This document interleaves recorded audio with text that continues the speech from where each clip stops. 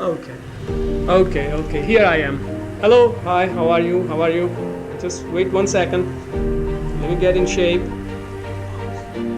Okay. Do I look good enough now? Wonderful. Okay. It was a difficult struggle. I came with $1,400 in my pocket. I somehow had faith that good things will happen after first semester. And I think it is that kind of confidence and experimental spirit that my father gave to me.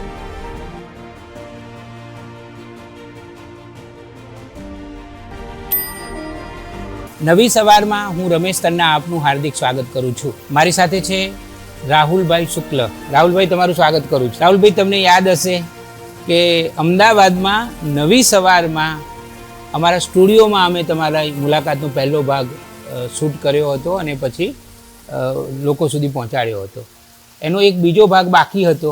એ જે બાકી રહી ગયેલી વાતો છે એ આજે અમે અમેરિકામાં ટેમ્પા શહેરની બાજુમાં સેન્ટ પીટર્સન સિટી આવેલ પીટર્સબર્ગ અને અમે રહીએ છીએ તે ગામનું નામ છે બેલ એર બીચ. હા, અમે અત્યારે રાહુલભાઈના ઘરે છીએ અને અમારી સામે અફાટ દરિયો છે. એના દ્રશ્યો પણ અમે તમને બતાવવાના છીએ અને એમનું આ એક વિશાળ અને ભવ્ય નિવાસ સ્થાન છે. એમાં અમે આ મુલાકાત શૂટ કરી રહ્યા છીએ. રાહુલભાઈ, જે પહેલો મણકો અમે તમારો શૂટ કર્યો હતો એમાં તમારા જીવનની વાતો કરી હતી અને તમારા વ્યવસાયની વાતો પણ કરી હતી. એ જે જ્યાં વાત અટકી હતી ત્યાંથી હવે આપણે શરૂઆત કરીએ. તમે એક ફેક્ટરી સાહસ કરીને ખરીદી, એની વાત તમે કરી. પછી એમાં તમે સફળ થયા અને એ પછી તમે સ્થળ બદલ્યું તમારા ધંધાનું, એની વાત, અને એ કંપનીનું વિસ્તરણ કર્યું એની વાત કરવાની બાકી છે. ત્યાંથી આપણે શરૂઆત કરીએ. આ ફેક્ટરી 1988માં લીધી હતી. ફેક્ટરીનો વધુ ને વધુ વિકાસ થતો ગયો અને કોઈક પૂછે કે સફળતા કેવી રીતના મેળવવી, તો હું એવું શીખ્યો ઠેબા ખાઈને. સીધો હોશિયાર નહોતો. કેટલી ભૂલો કરતાં ભૂલોને સુધારતા મને એવી સમજણ પડી કે સફળ થવા માટે નાની વસ્તુ સારી રીતના કરવી તો મોટી વસ્તુ આપોઆપ સારી થઈ જશે. મને મારા એક મેન્ટોરે એવું કીધું હતું કે તારે આ ફેક્ટરીને કાર્યદક્ષ કરવી હોય તો તારે તો ઝીણી ઝીણી વસ્તુને કાર્યદક્ષ કરવાની. તમારા એકાઉન્ટિંગમાં તમારે પૈસા આવે એનું જે પત્રક હોય એ કેવી કાર્યદક્ષતાથી સારું થઈ શકે. ફોનને આન્સર કરો તો એમાં કેવી રીતના આન્સર કરો કે જેથી કરીને કસ્ટમરને તમારી સાથે નિકટતા લાગે. આવી ઝીણી ઝીણી એટલી બધી વસ્તુઓ હતી. મને કોઈ બીજી વ્યક્તિએ એવું કીધું હતું કે તમારે કરોડોપતિ થવું હોય ને એની પહેલાં હજારોપતિ થવું પડે, પછી લાખોપતિ થવું પડે. એટલે તમે સોફામાં બેઠા કહો કે મારે કરોડપતિ થવું છે, એ ખોટી ધારણા છે. તમારે તો પહેલાં 100 પતિ થવાનું, પછી 1000 પતિ થવાનું. તો હું એવું શીખ્યો રમેશભાઈ કે આ મારી ફેક્ટરીનું અત્યારે તો એટલું બધું મોટું વેચાણ છે, તો મેં એવું નહોતું ધાર્યું કે મારે $100 મિલિયન આ કંપની ખરીદી, એવું કરવું છે કે મારું વેચાણ 100 મિલિયન થાય. મેં તો એવું માન્યું હતું જ્યારે 10 મિલિયન હતું ત્યારે કે 12 મિલિયન થાય તો સારું. 12 મિલિયન હોય તો એમાંથી 15 મિલિયન કેમ કરવા, અને એમ કરતાં એક જાતનું સાતત્ય હતું. અને કોઈ જ વસ્તુમાં શોર્ટકટ નહીં લેવાનો. ઘણીવાર આપણને બહુ ઈચ્છા થઈ જાય કે શોર્ટકટ લઈ લઈએ, અને શોર્ટકટવાળી જિંદગીમાં તાત્કાલિક તમને ફાયદો લાગે પણ લાંબા ગાળે ફાયદો નથી લાગતો. જો કોઈ ઇલેક્ટ્રોનિક સાધન લઉં, નવો ફોન લઉં, તો મારો એવો નિયમ છે રમેશભાઈ કે એ ફોનમાં બેટરી નહીં મૂકવાની કે ચાર્જ નહીં કરવાનો જ્યાં સુધી હું એનું મેન્યુઅલ ન વાંચું ત્યાં સુધી.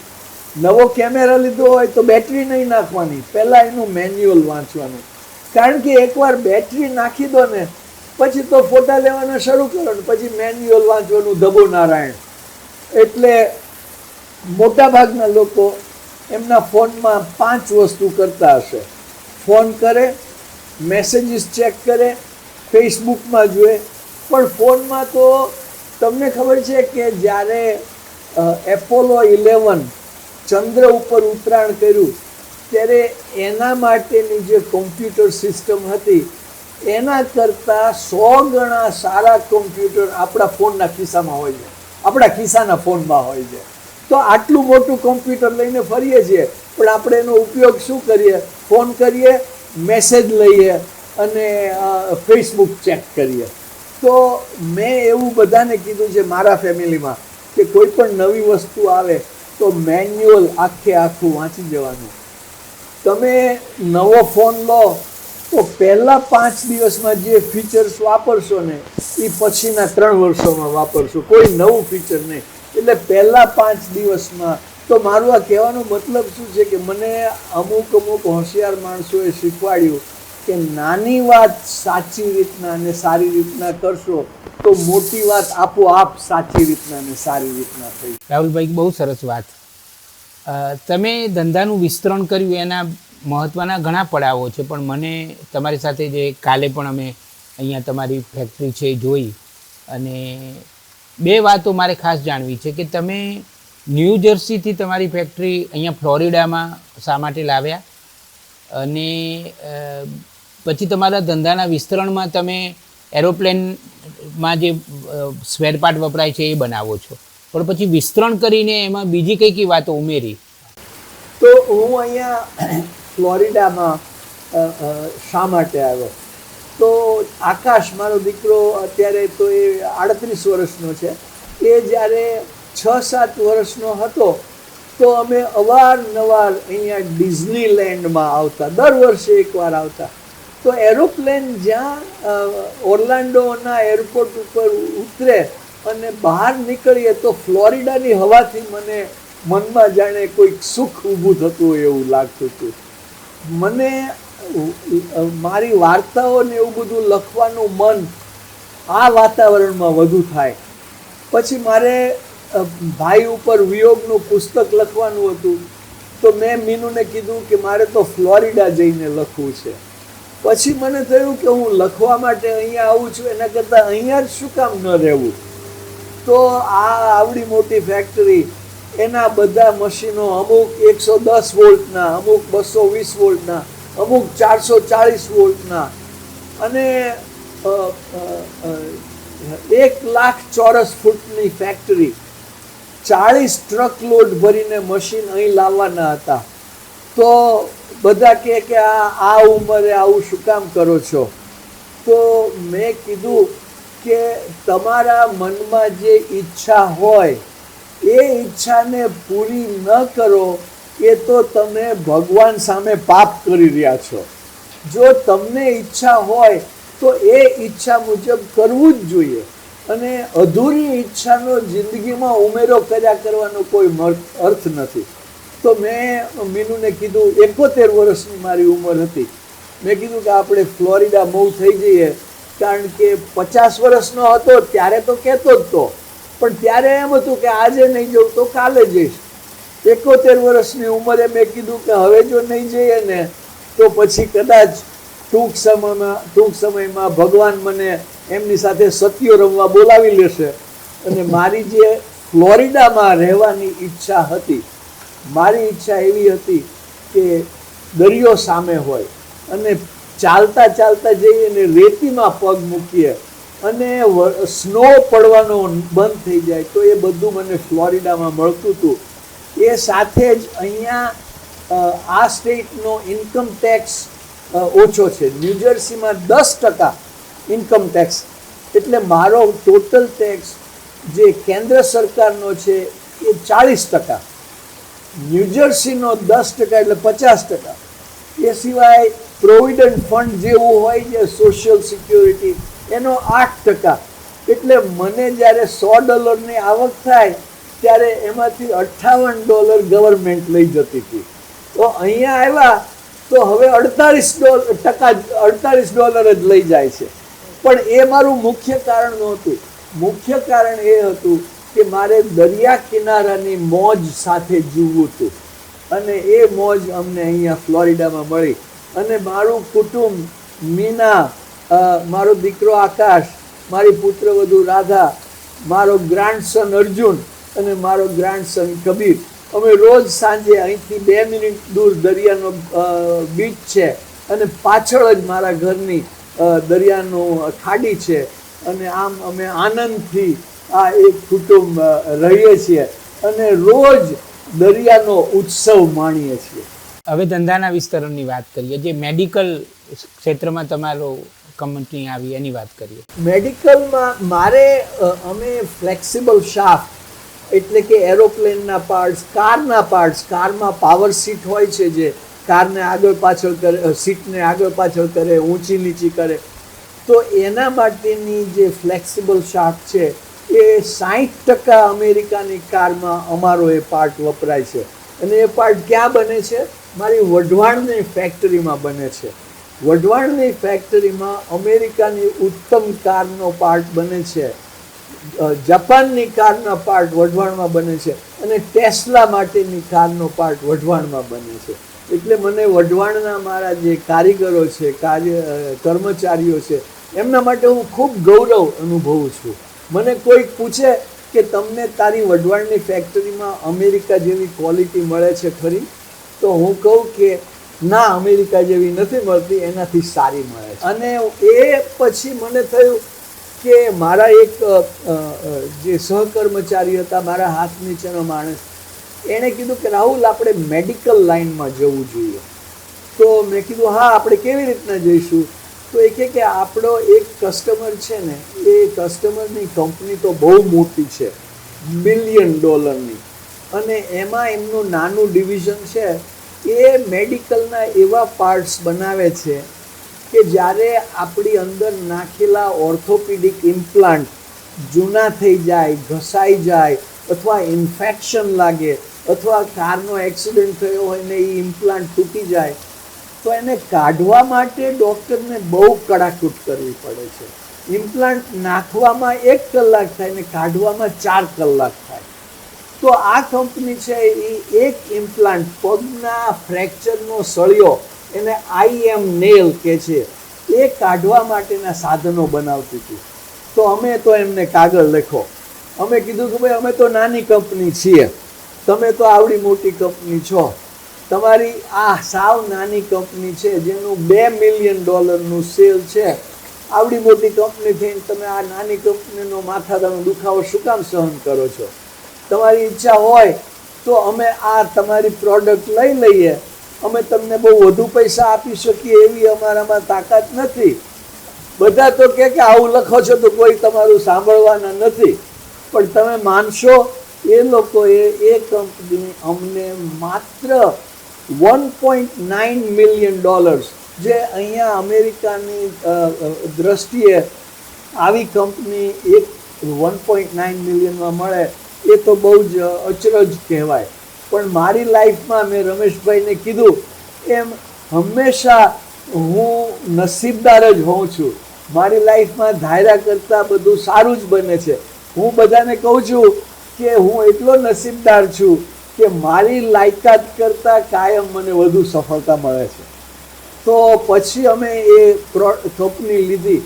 પછી પગના સળિયા કાઢવાના, તો પછી મને એમ થયું કે માત્ર ત્યાં જ શા માટે અટકવું? તો પછી ની જોઈન્ટ હોય એ જ્યારે બગડી જાય તો કાઢવો પડે, તો અમે એના ખાસ સાધનો બનાવ્યા. પછી હિપ જોઈન્ટ, સાથળનો જોઈન્ટ, તો એ જ્યારે બગડી જાય, પછી કરોડરજ્જુમાં જે સ્ક્રૂ નાખ્યા હોય, તો એમ કરતાં કરતાં અમે 20 વર્ષમાં કુલ 26 જાતની સિસ્ટમ બનાવીએ છીએ કે શરીરના કોઈ પણ ભાગ, એલ્બો કે એન્કલ, એ બધાની જુદી જુદી સિસ્ટમ હોય છે. અને જો અમારું ઓજાર ન હોય તો એ ડૉક્ટર એમ કે આને તાત્કાલિક ભાડે લઈ આવો. જો મારી પાસે શુક્લાના ઓજાર નહીં હોય તો હું આ ઇમ્પ્લાન્ટ બહાર કાઢવાની સર્જરી નહીં કરું. તો અમે આ કંઈ આવો પ્લાન અમે રમેશભાઈ નહોતો કર્યો, અને આ તો એ કુદરતની કરામત છે. અને મેં કીધું એમ કે કોઈ એક વસ્તુ નાની નાની સાચી રીતના કરો તો ધીમે ધીમે કરતાં મોટી વસ્તુ આપોઆપ સારી થઈ જાય છે. અત્યારે ઇમ્પ્લાન્ટ બહાર કાઢવા માટે અમારી કંપની શુક્લા મેડિકલ તે દુનિયાની 1 નંબરની કંપની ગણાય છે. રાહુલભાઈ, ઘણીવાર એવું લાગે કે વ્યક્તિ એકવાર સફળ થાય પછી લક્ષ્મી સાથે અને સફળતા સાથે એને એવું બને કે ગમે ત્યાં હાથ નાખે તો એને સફળતા જ મળે. એટલે તમે જુઓ કે આ મેડિકલના ફિલ્ડમાં પણ તમે આવ્યા અને એમાં પણ તમને ઘણી સફળતા મળી. મને સાર્થકતામાં પણ રસ પડે, કારણ કે સફળતા માણસને મળે પછી એ જ્યારે સમાજ સાથે જોડાય ત્યારે સાર્થકતાના પ્રદેશમાં એની એન્ટ્રી થાય, અને તમારી એન્ટ્રી સાર્થકતાના પ્રદેશમાં થયેલી છે. પહેલી વાત તો એ કે તમે વઢવાણમાં ફેક્ટરી કરી છે અને ઘણી મોટી સંખ્યામાં લોકોને રોજગારી આપી રહ્યા છો, એટલે એ મોટામાં મોટી વાત તો એ છે કે ભારતમાં રોજગારી એ બહુ જ વરદાન છે ભારત માટે. તો એ વાત તો છે જ, પણ એ સિવાય પણ તમે ઘણી બધી સામાજિક પ્રવૃત્તિઓ કરી રહ્યા છો. એમાં અમને રસ છે જાણવામાં. મને મારી સંવેદના એ મારા પિતા ભાનુભાઈ શુક્લ એમણે વારસામાં આપી છે, અને મારા મધર સુશીબેન. તો મારા મધર એમનું દિલ દરિયા જેવું હતું, અને એ એટલા બધા સંસ્કાર આપતા. હું નાનો હતો તો મને એટલા બધા ઓઠા ને કહેવતો ને કે, અને એમનામાં જીવનની જે સમજ હતી કે મને એક કહેવત કહેતા કે કે બેટા આપ મુઆ ફિર ડૂબ ગઈ દુનિયા. એટલે હું કહું કે એટલે શું? તો એમ કે આપણું મૃત્યુ થાય ને ત્યારે આપણો અંત નથી આવતો, પણ આ વિશ્વનો અંત આવે છે. તો આવી તો કેટલી વાતો કહેતા મને એ કે કાયમ એમ કે ભલે આપણે મોટું મન રાખવાનું, કોઈ અપમાન કરી જાય તો કે મોટું મન રાખવાનું. તો હું રમેશભાઈ એવું કહું છું કે આપણે સારી જિંદગી જીવવી હોય ને તો નાની નાની વાતમાં તમને જો ખોટું લાગી જાય તો તમને જ નુકસાન છે. આપણને વાતે વાંકવું પડે કે આ ફલાણા ભાઈએ એમને દીકરીના લગ્ન હતા ને અમને કંકોત્રી પણ ન મોકલી. પછી સામે મળે તો આપણે કહીએ અમે કંકોત્રીમાંથી ગયા, અને પણ એમાં એ જાતની વૃત્તિ થાય. એના કરતાં મન મોટું રાખવું, મન મોટું રાખવામાં આપણને જ ફાયદો છે. જ્યારે આપણે આપણું કોઈ અપમાન કરે અને એ વસ્તુને મનમાં સંઘરી રાખીએ તો એ તો એક કચરાનો પોટલો ખંભે રાખીને મુસાફરી કરવા બરોબર છે. એના કરતાં એ પોટલું ફેંકી દો. અને જે માણસે તમારું અપમાન કર્યું છે એને તો કાંઈ ખબર નથી કે તમે રોજ એના અંગે જીવ કચવાવો છો. તો મારા મધર એવું કહેતા કે એકવાર એક ઋષિ છે એ દરિયો પાર કરતા હતા, નદી પાર કરતા હતા, અને નદીના એક કિનારે એક વીંછી હતો. તો વીંછી કે મને તો હાથમાં લઈ જા અને સામે છેડે મૂકી દે. તો બીજા બધા લોકોએ કીધું ઋષિને કે એવું કરશો નહીં, આ વીંછી તમને બટકું ભરશે. તોય તે ઋષિએ તો લીધો એને. અડધા નદીએ પહોંચ્યા ને ત્યાં વીંછીએ બટકું ભર્યું એટલે પડી ગયો વીંછી હાથમાંથી. તો પછી પાછો ઋષિએ એ વીંછીને લઈ લીધો. પાછા સહેજ બીજા આગળ ગયા હતા, પાછું ફરતી બટકું ભર્યું હતું, પાછો પડી ગયો, પાછો હાથમાં લીધો અને છેક સામે છેડે મૂકી દીધો.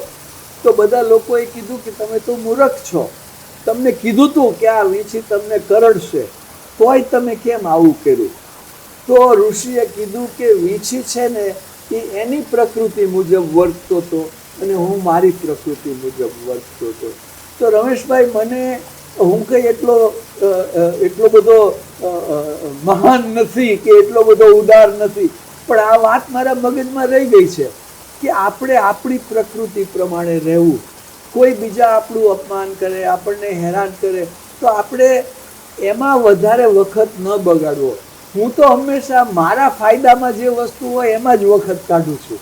મેં એવું એક વખત વાંચેલું અવતરણ કે તમે જો ડુક્કર જોડે કુસ્તી કરશો તો તમે બંને કાદવથી ખરડાશો, પણ ડુક્કરને તો મજા આવશે. તો એ કારણે ડુક્કર જોડે કુસ્તી ન કરવી. પછી મને એમ થયું કે આ મારા ફાધર છે એમનામાં એટલી બધી સંવેદના હતી. બધા રિક્ષાવાળા અને લારીવાળાને કાયમ કંઈ કામ મદદની જરૂર હોય તો મારા ફાધર પાસે આવે. પછી ઘણા બધા લોકો મારા ફાધરની ટીકા કરે કે તમે તમારા બિઝનેસમાં ધ્યાન નથી દેતા અને આ બધાની પાછળ ટાઈમ બગાડો છો. પણ મારા ફાધર ગુજરી ગયા તો ગામના રિક્ષાવાળા અને લારીવાળા બધા ધ્રુસકે ને ધ્રુસકે રડતા હતા. અને મારા ફાધર ધાર્મિક નહોતા, પણ મેં એવું કીધું હતું કે ભાઈ સાચા ધાર્મિક કોણ છે? વૈષ્ણવજન તો તેને રે કહીએ જે પીડ પરાઈ જાણે રે. તો ભાઈ છે એ બહુ બધાની બીજાના દુઃખે બહુ દુઃખી થતા. તમે સંવેદનાની વાત કરતા હતા રમેશભાઈ. સંવેદના એ બહુ સરસ શબ્દ છે, સિમ્પથી. પથી એટલે લેટિનમાં દુઃખ અને સિમ એટલે સિમિલર. તમને સામેનાને થાય છે એ દુઃખ તમને થાય, સિમ્પથી. સંવેદના સામેનાને વેદના થાય છે એ તમને થાય. તો હું એ મારા ફાધર પાસેથી શીખ્યો. તો મને જ્યારે આ ભગવાન લક્ષ્મી દેવીની મીઠી દ્રષ્ટિ થઈ, મને તો આવી કંઈ કલ્પના હતી નહીં. હું બધાને કહું છું કે જેમ જ્યોર્જ બુશ એક્સિડેન્ટલ પ્રેસિડેન્ટ હતો અને ડોનાલ્ડ ટ્રમ્પ પણ એક્સિડેન્ટલ પ્રેસિડેન્ટ છે, એમ હું એક્સિડેન્ટલ બિઝનેસમેન થઈ ગયો છું. અને પણ છતાં લક્ષ્મી દેવીની મીઠી દ્રષ્ટિ થઈ તો મને થયું કે મારી ફરજ છે કે મારાથી બનતી મદદ કરું. મને ઘણીવાર બધા પૂછે કે તું આ આવી અમુક જાતની જિંદગી જીવે છે, તો હું કહું કે મારા ફાધર ને મધર 2012 અને 2013માં ગુજરી ગયા. પણ મને મારા પિતા ભાનુભાઈનો ચહેરો અવારનવાર આકાશમાં દેખાય. તો મારે કંઈક સ્વાર્થી કામ કરવું હોય, ધારો કે મારે કંપનીના કર્મચારીઓને સારી રીતના ટ્રીટ ન કરું, તો પછી રમેશભાઈ હું અહીંયા સાંજે બેઠો હોઉં ને તો ઉપર જઉં તો ભાઈ કે આ તે બરોબર નથી કર્યું. તો મારે બહુ ધ્યાન રાખવાનું છે કે મારી એવી જિંદગી જીવવી છે કે મારા ફાધર ને મધર ભલે હવે છે નહીં, પણ છતાં હું કાયમ એમ વિચાર કરું કે આ હું કરું છું એનાથી એમને આનંદ થશે કે નહીં. તો સુરેન્દ્રનગરમાં જ્યારે જ્યારે કંઈ ચેરિટેબલ વસ્તુની જરૂર પડે તો ભગવાને પૈસા દીધા છે, એમાંથી હું એ પૈસાનો સદુપયોગ કરું છું. ત્યાં સુરેન્દ્રનગરમાં જ્યારે કોઈ દર્દીની તબિયત વણસે અને લોકલ હોસ્પિટલમાં હોય અને ડાક્ટર કહે કે હવે તો અમદાવાદ લઈ જાઓ અને જુઓ કંઈ ફેર પડે તો અમદાવાદ લઈ જવાની એમ્બ્યુલન્સ એટલે પેલી મારુતિની વેન છે એને એમ્બ્યુલન્સ બનાવી દીધી હોય તો દર 10માંથી 5 પેશન્ટ તો અમદાવાદ પહોંચે એ પહેલાં ગુજરી જતા. તો મને ખબર પડી તો મેં કીધું કે આપણે એક એવી એમ્બ્યુલન્સ લઈએ કે જેમાં બધી જ સગવડ હોય, બધી જ જાતની આઈસીયુની ફેસિલિટી હોય, અને જે કોઈ વ્યક્તિ સુરેન્દ્રનગરની હોસ્પિટલથી અમદાવાદ જવું હોય હોસ્પિટલમાં તો એમને વિના મૂલ્યે અમે લઈ જઈશું. અમે એવું કંઈક કર્યું હતું પહેલાં કે તમારી 4 લાખ રૂપિયાથી વધુ આવક હોય તો તમારે આવવા જવાનો પેટ્રોલનો ખર્ચ આપવાનો, એથી ઓછી હોય તો વિના મૂલ્યે. પણ મેં અમારા મેનેજરને બધાને કીધું કે તમારે આવક માટે કોઈની પાસેથી દાખલો માગવાનો નહીં. કોઈ મર્સિડીઝ કારમાં આવીને કહે કે મારી આવક 50,000ની છે તો એ એના ને એના ભગવાન વચ્ચેની વાત છે. અમે એમ ન કહીએ કે તો પછી આ મર્સિડીઝ કાર ચલાવજો, અમે કહીએ કે તો અમારા તરફથી આ એમ્બ્યુલન્સ ફ્રી છે. પછી જ્યારે કોરોનાનું થયું ત્યારે બીજી એમ્બ્યુલન્સ એવી લીધી. પછી રમેશભાઈ એવી ખબર પડી કે જ્યારે સુરેન્દ્રનગરમાં કોઈ વ્યક્તિનું મૃત્યુ થાય તો સાંજ પહેલાં તો અગ્નિદાહ દેવાનો હોય. દીકરો બેંગ્લોરમાં કામ કરતો હોય કે મુંબઈમાં તો સાંજ પહેલાં પહોંચી ન શકે. તો અમે શું કર્યું કે એક કેસ્કેડ મૃતદેહને રાખવાનું હોય એમાં રેફ્રિજરેશન નાખી દીધું અને અંદર લાઇટ ને એવું બધું નાખ્યું. અમને 1 લાખ રૂપિયાનો ખર્ચો થયો. એ કેસ્કેડ અમે અમારા તરફથી જે કોઈ વ્યક્તિને જોતું હોય, જેથી કરીને મૃતદેહને તમે 2-3 દિવસ સુધી રાખી શકો અને સગાવાલા પહોંચી શકો. હમણાં ખબર પડી, કોઈ એક ભાઈએ કીધું કે ભાઈ અહીંયા કોઈ શબવાહિની સારી નથી કે જે તમારે ઘેરથી સ્મશાન સુધી જાય, તો અમે તરત જ એના માટે ડોનેશન આપ્યું. ગામની હોસ્પિટલમાં ટીબી હોસ્પિટલમાં દર્દીઓને મળવા માટે એના કુટુંબીજનો ગામડેથી આવે, એમને ખાવા પીવાની વ્યવસ્થા ન હોય તો એ માટે અમે કરીએ છીએ. કોઈકને ઓર્થોપેડિક સર્જરી હોય, પગ ભાંગી ગયો હોય તો ખાસ પ્રકારની પથારીની જરૂર પડે, અથવા તો ખાસ પ્રકારની લાકડીની કે વોકિંગ, તો અમે એના સાધનો બધા વસાવ્યા છે. અને તમે અમારી કંપનીને જણાવો એટલે તમને 4 મહિના માટે, 4 મહિના પછી પાછા આપી દેવાના, અને એ તમને વિના મૂલ્યે આપી છે. અને એ સિવાય ત્યાંની બધી સંસ્થાઓ, અંધ વિદ્યાલય, અનાથ આશ્રમ, એ બધામાં હું દર વર્ષે 1 લાખ કે 2 લાખ રૂપિયા આપું છું. તો મને કોઈક પૂછે કે આ કરો છો શા માટે, તો હું એમ કહું છું કે જ્યારે ભગવાન તમારી ઉપર મીઠી દ્રષ્ટિ રાખે ત્યારે તમારે તો એમ માનવાનું છે કે આ બધી મિલકત છે એ કંઈ તમારી પોતાની નથી. આ મિલકત તો તમારી થ્રુ બીજા લોકો સુધી પહોંચવી જોઈએ. અને હું કંઈ એટલો મોટો દાનવીર નથી, પણ મારાથી બનતી, મેં મનમાં નક્કી કર્યું છે કે મારી આવકના 6 થી 10% દર વર્ષે મારે દાનમાં દેવા. અને એના માટે મુખ્ય કારણ એ છે, તમને આ વાત હમણાં જ કીધી રમેશભાઈ, કે હું જ્યારે અહીંયા અમેરિકા 1971 આવ્યો, બહુ કારની ગરીબી, મેં ડ્રાઈવરની નોકરી કરી છે અને શોફરની નોકરી કરી છે, અને હું ટ્રેનમાં સમર જોબમાં કારખાનામાં નોકરી કરતો હતો. મારા ઘરથી 5 મિનિટ દૂર ટ્રેનનું સ્ટેશન ન્યૂ બ્રુન્સવિકનું, અને ત્યાંથી મેટાચન નામનું ગામ બાજુનું. તો રોજ હું ટ્રેન લઈને જાઉં સવારે 6:15, અને ત્યાં ટ્રેનમાં અંદર જ ટિકિટ ચેકર આવે ટિકિટ લેવા, 25 સેન્ટ જવાના અને 25 સેન્ટ આવવાના. એટલે હું ખિસ્સામાં 2 સિક્કા લઈને જાઉં. અને પછી એક દિવસ 6:15 બદલે 6:20 થઈ ગઈ, 6:25 દોડતો ગયો હું, તોય તે ટ્રેન ઊભી હતી. હું તો ખુશ થઈ ગયો, મેં કીધું સારું થયું ટ્રેન મળી ગઈ. ટ્રેનમાં બેઠો, અંદર પેલો કંડક્ટર આવ્યો ટિકિટ લેવા, એટલે મેં એને 25 પૈસા આપ્યા અને કીધું મેટાચન. મને કે ભાઈ આ ટ્રેન મેટાચન ઊભી જ નથી રહેતી, આ તો ફાસ્ટ ટ્રેન છે, આ તો સીધી ન્યુયોર્ક, એટલે કે 4 સ્ટેશન પછી જાય છે. મને કે 75 સેન્ટ આપો. હું તો મૂંઝાઈ ગયો, મારા ખિસ્સામાં 50 સેન્ટ જ હતા. સામે એક કાકા બેઠા હતા મોટી ઉંમરના, મારી સામે જોઈને કે હું બહુ ગભરાયેલો લાગ્યો. એ કે વોટ ઇઝ ધ મેટર સન? એટલે મેં કીધું કે કાકા આ હું ખોટી ટ્રેનમાં બેસી ગયો અને મારી પાસે 50 પૈસા જ છે અને ન્યુયોર્કના 75 પૈસા કહે છે. તો કાકાએ ખિસ્સામાંથી 25 પૈસા કાઢીને મને આપી દીધા. એટલે હું આભારવશ તો થયો, પણ મારા મોઢા ઉપર હજી મૂંઝવણ.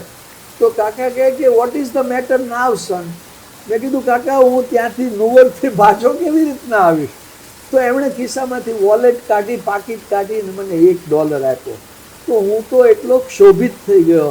એ કોઈકના પૈસા આવી રીતના લેવા, એ ખિસ્સામાં મૂકતા એટલી તો શરમ થઈ, આંખમાં આંસુ ડળક થાય. હું એ કાકાનો આભાર પણ ન માની શક્યો, એટલો હેબતાઈ ગયો હતો. પછી તો હું ઉતરી ગયો ન્યુયોર્ક, પાછો આવ્યો, સાંજે ઘેર પહોંચ્યો, અને મારા બહુ જ હોશિયાર વિદ્વાન મિત્ર ડૉક્ટર યેસુદાસને મેં કીધું કે હું કેવો મૂર્ખ છું કે હું એ કાકાનું સરનામું લેવાનું ભૂલી ગયો, નહીંતર એક કવરમાં $1.25 મોકલી દે અને એમના ઉપકારનો બદલો વાળી દે. તો એમણે કીધું કે જો ઉપકારનો બદલો વાળવો જરૂરી નથી, ઉપકારનો બદલો જે માણસે ઉપકાર કર્યો એની પાસે જ વાળવો જરૂરી નથી. એમણે કીધું કે if somebody is nice to you, so you don't have to pay it back to him. યેસુદાસે એવો શબ્દ વાપર્યો, પાસ ઇટ ઓન. જે ઉપકાર તારી ઉપર થયો છે એ તારા દ્વારા તારે બીજા સુધી પહોંચાડવાનો. તો મેં જ્યારે ભારતમાં એમ્બ્યુલન્સ કારનો અને બધાનો પ્રોગ્રામ હતો, ત્યારે મારે ભાષણ આપવાનું હતું. તો મેં કીધું કે જો ભાઈ આ બધું હું એટલા માટે કરું છું કે પેલા કાકા મને મેટાચનની ટ્રેનમાં મળેલા, એમણે મને જે $1.25 આપ્યા હતા એની ચૂકવણી મારાથી હજુ સુધી થઈ શકી નથી, અને હું આ મારા દ્વારા આ ચૂકવણી કરવાનો પ્રયાસ કરું છું. કેટલી સરસ વાત રાહુલભાઈ. અને હવે છેલ્લો સવાલ, તમને જીવનમાં જે સફળતા મળી એમાં તમારા જીવનસાથી મીનાબહેનનું કેટલું પ્રદાન? તો આનો લાંબો જવાબ છે. ટૂંકો જવાબ એ છે કે જો મેં મીનુ સાથે લગ્ન ન કર્યા હોત તો આ મારી લાઈફમાં જે સારી વસ્તુઓ બની એમાંથી એક પણ ન બની હોય. અને લાંબો જવાબ એ છે કે મેં મારા અમુક મિત્રોને જોયા છે કે જે એમની આખી જિંદગી નાની નાની કડવાશમાં કાઢી નાખે છે, અને પતિ પત્ની એકબીજાને પૂરક થવાને બદલે એકબીજાના કોમ્પિટિટર થઈ જાય છે. અને તું સાચી નથી, હું સાચો છું, ના ના તું સાચો નથી, હું સાચી છું, આવી ગડમથલમાં જિંદગી જતી રહે છે. તો મીનુને પહેલું તો એ કે મને મીનુ માટે એટલો બધો પ્રેમ હતો, પણ સામાજિક સંજોગોને કારણે એવું હતું કે આ લગ્ન તો શક્ય જ નથી. એનો મને બહુ જીવ બળતો હતો. મેં એક વાર્તા લખી હતી, એક એબ્સોલ્યુટ લાઈફ. એમાં એનો હીરો કહે છે કે મારા દિલમાં અધૂરી ઈચ્છાઓ એટલી બધી ખડકાઈ છે, અને દર વર્ષે હું અધૂરી ઈચ્છાઓમાં એકનો ઉમેરો કરતો જોઉં છું. તો મેં એ વાર્તા લખી હતી, પણ મેં કીધું કે મારા હીરો જેવી મૂર્ખામી મારે નથી કરવી. મેં કીધું કે અધૂરી ઈચ્છાને હૃદયમાં વધવા દેવી નથી, અને આખી દુનિયાની ચિંતા કર્યા વિના અમે બંને લગ્ન કર્યા. અને મને એમ થાય છે કે જો એ મેં ન કર્યા હોત તો આ અધૂરી ઈચ્છાએ તો મારું જીવન બગાડી નાખ્યું હોત. એકવાર રમેશભાઈ, હું વર્ષો પછી વેલેન્ટાઇન્સ ડે હતો અને જોબ પરથી ઘેર આવતો હતો, તો મેં બહુ જ સરસ ફ્લાવરનો બુકે વેચાતો લીધો અને મીનુને આપીશ એમ થયું. પછી ઘર નજીક આવ્યું ત્યારે મને વિચાર આવ્યો, મારું વાર્તાકાર મન છે, મને એમ થયું કે જો મેં હિંમત કરીને મીનુ સાથે લગ્ન ન કર્યા હોત તો અત્યારે હું જ્યારે ઘેર જાત ત્યારે કોઈક સરલા કે ભારતી કે એવી કોઈક વ્યક્તિ હોત ને બારણું ખોલત, અને મને એવો વિચાર આવત કે ભગવાન કંઈક કરામત કરો, અને આજના દિવસે હું જઉં ત્યારે મીનુ બારણું ખોલે તો કેવું સારું. અને પછી મને થયું કે પણ મીનુ જ બારણું ખોલવાની છે, તો આનાથી મોટું નસીબ કયું. એટલે આ લાગણી અમારા બંનેમાં જે છે કે અમને જે એક આનંદ છે, એ આનંદને લીધે અમારી અંદર જે એનર્જી ઊભી થઈ, એ એનર્જીને કારણે મને ઘણા સક્સેસીસ મળ્યા. અને મીનુમાં એટલી બધી તાકાત છે. અમારા કુટુંબમાં કોઈ પણ પ્રોબ્લેમ આવે તો અમે બંને એમ જ માનીએ કે આનો નિવેડો તો કાઢીશું જ. બીજું એક એવું કે આ બહુ અદ્ભુત વસ્તુ છે કે મારી સાઈડના બધા જે કુટુંબીજનો છે, મારા મિત્રો છે, એનું મારા કરતાં મીનુ વધારે ધ્યાન રાખે. મારે ને મીનુને કંઈક બોલવાનું થાય ભાઈ અને સુસુબેનની હાજરીમાં, તો એ બંને મીનુનો જ પક્ષ લે, મારો પક્ષ ન લે. તો મને તો એ વાતનો બહુ ગૌરવ અને આનંદ છે કે મેં આટલી સમજદાર, આટલી લાગણીવાળી, આટલી તાકાતવાળી વ્યક્તિ જોડે લગ્ન કર્યા. એટલે રમેશભાઈ, મેં કીધું ને કે મારી જિંદગીમાં મારું નસીબ કાયમ સારું જ હોય છે. રાહુલભાઈ, તમારી સાથે તો જેટલી વાતો કરીએ એટલી ઓછી, કારણ કે જીવનની સમજણ, જીવનના અનુભવો, સફળતા, વાંચન, આખો આ જે મારી સામે જે દરિયો છે ને, એ દરિયો પણ નાનો પડે એટલી વાતો તમારા મગજમાં છે અને હૃદયમાં પણ છે. નવી સવાર માટે તમે આટલો યાદગાર ઇન્ટરવ્યૂ તમારા નિવાસસ્થાને અમને આપ્યો, એ માટે હું તમારો આભાર માનું છું. Thank you Rameshbhai. તમારી સાથે અને અનિતા સાથે અમને બહુ આનંદ આવ્યો, અને તમારા નવી સવારના પ્રેક્ષકો એ બધાને મારા તરફથી all the best to you અને થેન્ક યુ વેરી મચ.